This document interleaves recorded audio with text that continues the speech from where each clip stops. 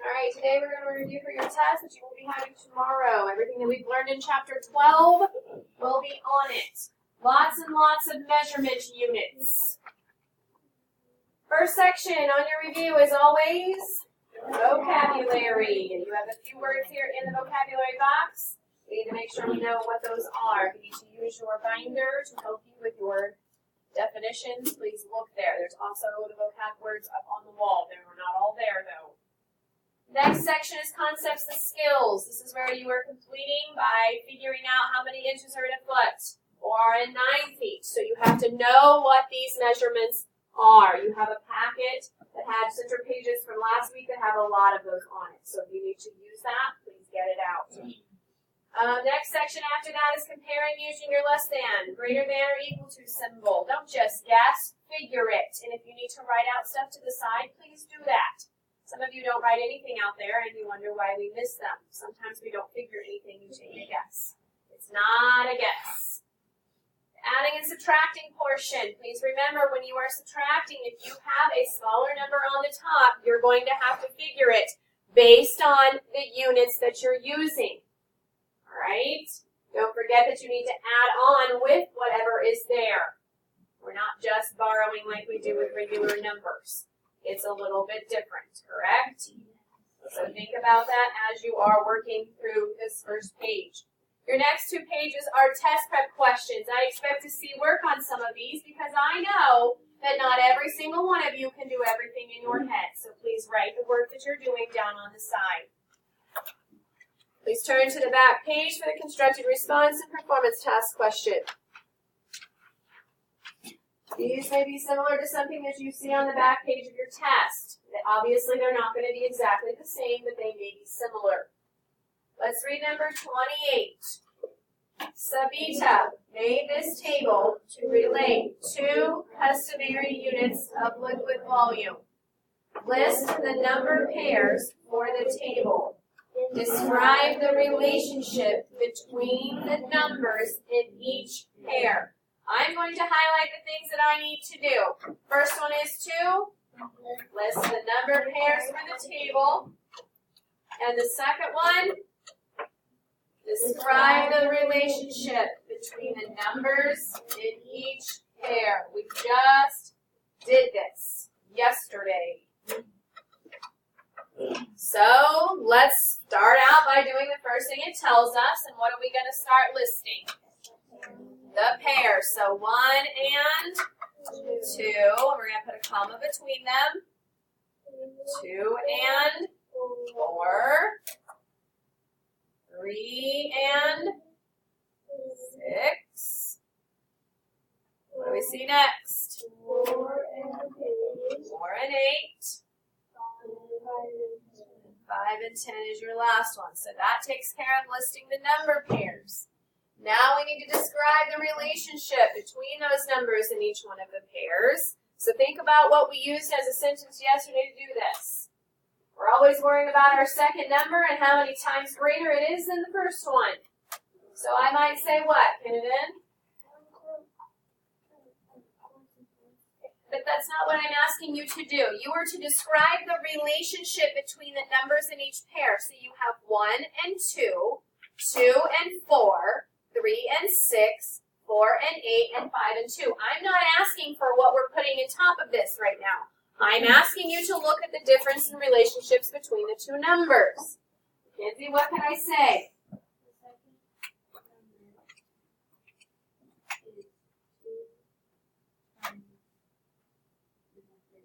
Greater than the first number. Exactly. So you're going to say the second number in the pair.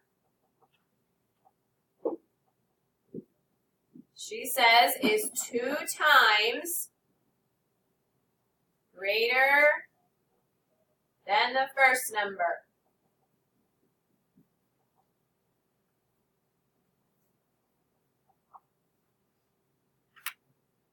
So we always want to look at the second column first to see how many times greater it is than the numbers in the first column. So 2 is 2 times greater than 1. 4 is 2 times greater than 2. 6 is 2 times greater than 3, and so on.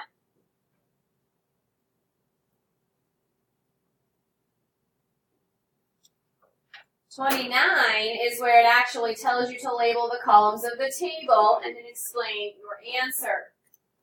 So I want you to think about things that this could be. If I have 2 times the first number. Bailey, what can I list here? Quarts and pints. So which one am I putting where? Okay, so I could use quarts on one side, pints on another. So she's saying that in 1 quart, you have 2 pints. Is she correct?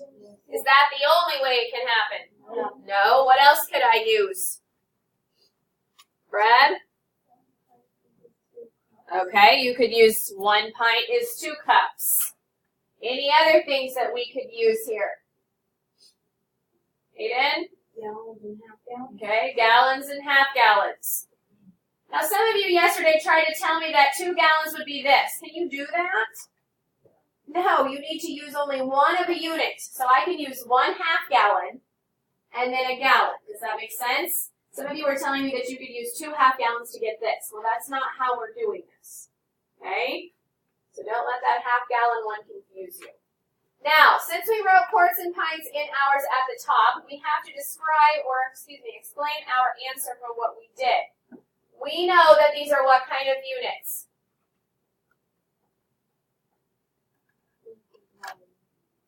Yes, but it says it right here. Customary units of liquid volume. So can that be part of our explanation? Okay, we could say that our quarts and our pints are both customary units of liquid volume, and then we would say what? What do we know about quarts and pints? 2 pints in 1 quart. So that's basically the only explanation you need. So we can say quarts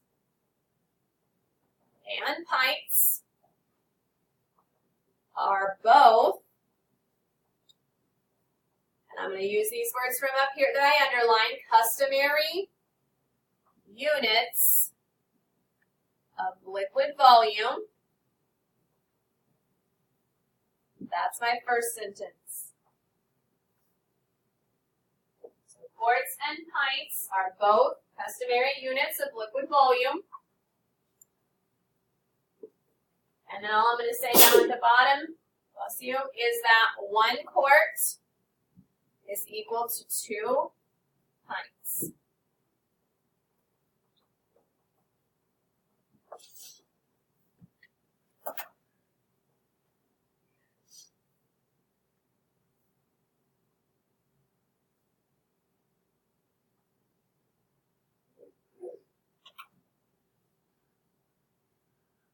Some of you need to make sure that you are writing the entire sentence and not just part of it. You do miss things when we don't have the entire answer. Don't be surprised if you don't see something like that on your test, where you have a table and you've got to figure out what goes in the table and be able to explain the relationship to me and how you would tell me what you're putting in there. Let's go down to the performance task then. All of this will go together somehow, so let's read there at 30. Landon borrowed a book from the library. The data show the lengths of time Landon read the book each day until he finished it. So let's take a look over there. Your data's over here, time reading a book in hours. So we have 1/4, 1/4, 1, 1/4, 1/2, 3/4, 1/2, and 1/4. Okay, so I looked it over. Now A says to make a tally table and a line plot to show the data. So what am I going to put in my tally table as I look at my data, Elena? Okay, go ahead. So you're doing it from least to greatest. So she says to put it in order from least to greatest. So the first one she says is 1/4. What's going to come after that, Elena? 1/2 will go in the second box. And then 3/4 followed by 1/2. She's looking at her information right out of this little box over here. Now, do some of them repeat? Yeah, that's why we're going to do a tally table. So now we're going to go through them and we're going to tally them. So let's start with fourths. How many 1/4 are there? Okay, so we're going to make 4 of them, and I'm going to go ahead and cross them out once I've used them to make sure that I don't forget something. How many halves are over there? 2. So you'll make 2 tallies for it. Please do not write the numbers. Put tallies in there. Some of you are putting number 4 and number 2. That's not how you do a tally table. 3/4, how many do you see? 1. And how many holes? 1 as well. And again, you can count 1, 2, 3, 4, 5, 6, 7, 8, or how many's in the box? 4, 5, 6, 7, 8, I have tallies for. Just to check to make sure you didn't miss anything. Okay, so then somebody tell me how I'm going to make this line plot after I have done my tallies. What do I have to do here, Cheyenne? Well, they're not numbers, they are fractions. Okay, so what am I going to start with here? So 1/4 on the first one. Half, 3/4, and 1. So still using things out of the box, right? What's going to go on this line down here? Maurice, what's going to go there? Okay, time reading the book in hours. So you can put time reading book on the top. And down here in parentheses, you can put in hours. We need to make sure we know what we're using as our label when we're through and answering questions. All right, so now that I have it all labeled, what do I have to do to make my line plot complete then? Jace, what do I do with my information that I have in that tally table? You put X's above. All right, so how many am I going to put above 1/4?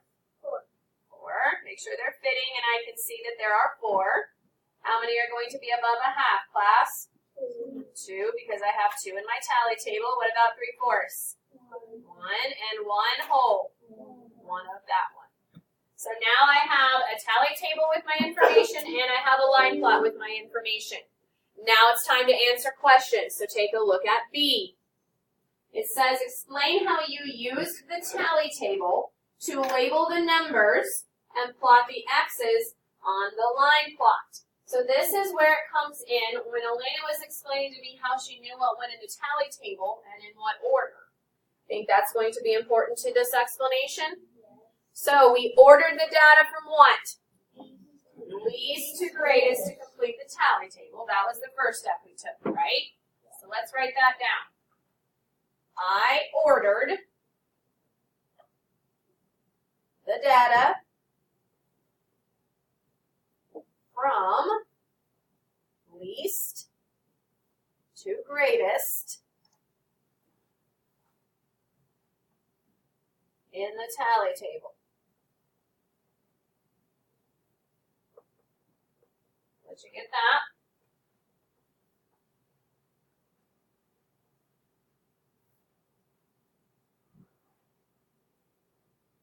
So I ordered the data from least to greatest in the tally table.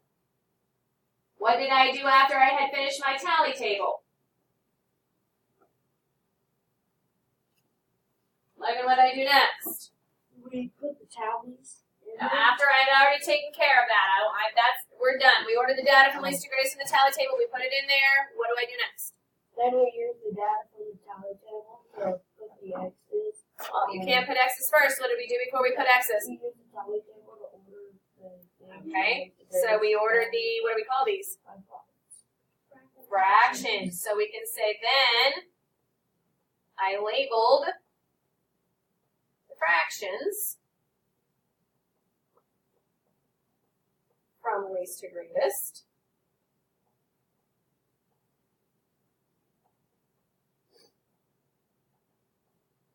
And we're just going to put an and here so we don't have to make another sentence, and plotted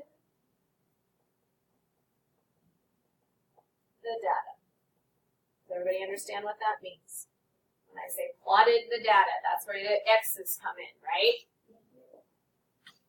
So we labeled the fractions from least to greatest and plotted the data.